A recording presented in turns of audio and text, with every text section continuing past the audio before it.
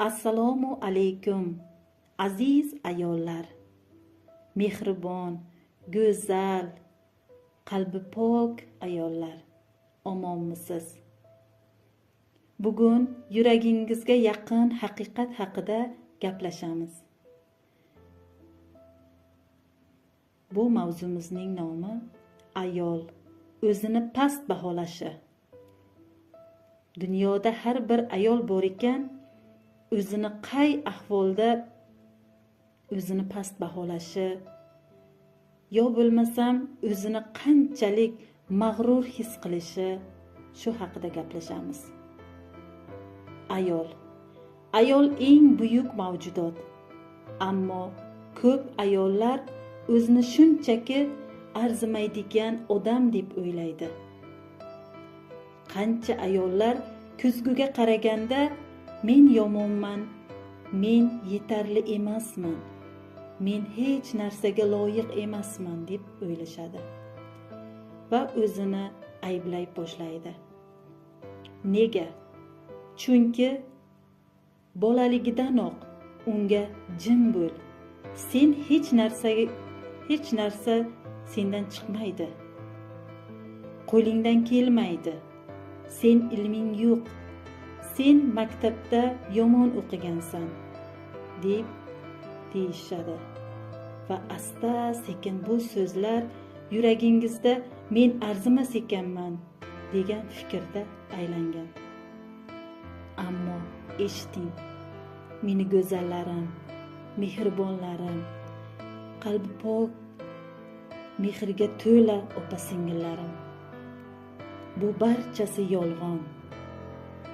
Siz qiymatli ayolsiz.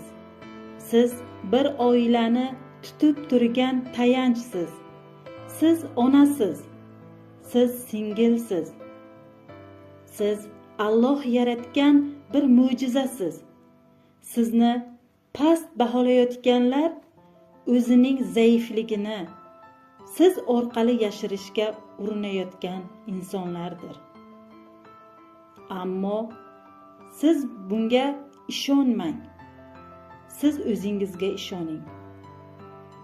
Har safar men qila olmayman degan fikr kelsa, to'xtang. Nafas oling va shunday deb ayting. Chin qalbdan, chin yurakdan chiqsin bu so'zlaringiz. Men qodirman. Men yetarliman. Men go'zalman. Men mehr bilan to'lgan ayolman. Men qadrlanishga loyiq ayolman. Unutmang, ayol o'zini past baholasa, hattoki ilon ham uni bosib o'ta oladi. Lekin o'ziga ishonadigan ayollar tog'lar bilan teng turadi. Shu ondan boshlab o'zingizni qadrlang. Mehribonlarim, siz hech vaqt o'zingizni eng past cho'qqiga qo'ymang. To'g'ri, bizlar uchun turmush o'rtog'imiz, otamiz, akamiz, ukamiz juda qadrli va ulardan yuqori bo'lishga harakat ham qila olmaymiz. Lekin biz har birimiz o'zimizning qadrimizga teng ayollarmiz. Sababi biz sabrli, bizlarning qalbimizdagi pok niyatlarimiz juda go'zal. Bizlardan tarbiya olayotgan bu farzandlar, bizlardan yaralayotgan bu farzandlar, tug'ilayotgan farzandlar albatta o'zimizdek va turmush o'rtog'imizdek bo'lishi kerak. Shuning uchun hech vaqt o'zingizni kamsitmang. Siz Alloh yaratgan eng go'zal mo'jizasiz. Shu ondan boshlab o'zingizni qadrlang. O'zingizga eng yaxshi so'zlarni ravo ko'ring.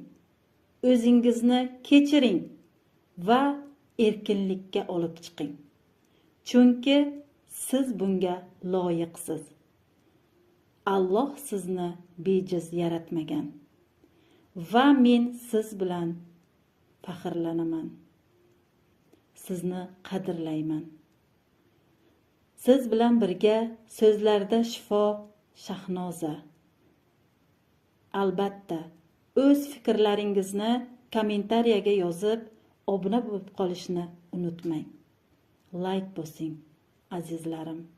Bu mening so'zlarim sizning yuragingizga borib yetishi uchun va o'zbek ayol qizlariga qaysi yurtga bo'lsalar ham yuragiga yetib borishi uchun like bosib tarqatishni unutmang. Men sizni yaxshi ko'raman. Alhamdulillah. Ayol qilib yaratganiga shukr.